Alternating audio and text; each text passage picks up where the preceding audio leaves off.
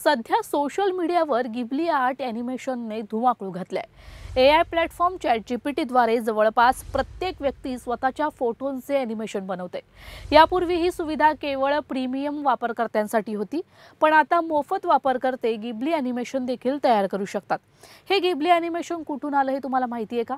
त्याचा संस्थापक कोण आहे आणि त्याची एकूण संपत्ती किती आहे हे तुम्हाला माहिती आहे? चला तर मग जाणून घेऊयात। गिबली ॲनिमेशनचा जपानशी संबंध आहे। याचे श्रेय हायाओ मियाझाकी आणि त्यांचा स्टुडिओ गिबलीला जातो। हायाओ मियाझाकी त्यांच्या स्टुडिओचं नाव गिबली असं आहे।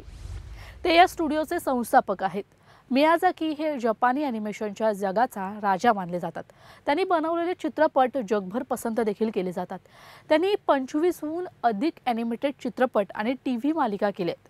स्पिरिटेड अवे हा त्यांचा सर्वाधिक कमाई करणारा चित्रपट आहे। या चित्रपटाने जगभरात 23,000 कोटींहून अधिक कमाई केली होती। गिबली स्टुडिओने चित्रपटांमधून भरपूर पैसे कमवलेत। यामुळे हा जगातील सर्वात मोठ्या ॲनिमेशन स्टुडिओंपैकी एक आहे। स्टुडिओ गिबली केवळ ॲनिमेशनमधूनच नव्हे तर त्यांच्या उत्पादनांमधून DVD विक्री आणि ऑनलाईन स्ट्रीमिंग अधिकारांमधूनही भरपूर पैसे कमावतो। म्हणूनच मियाझाकी हे ॲनिमेशन उद्योगातील सर्वात श्रीमंत लोकांपैकी एक आहे। हा व्हिडिओ तुम्हाला आवडला असेल तर कमेंट करून नक्की सांगा। यासाठी लोकशाही फ्रेंडलीला लाईक, शेअर आणि सबस्क्राईब करा।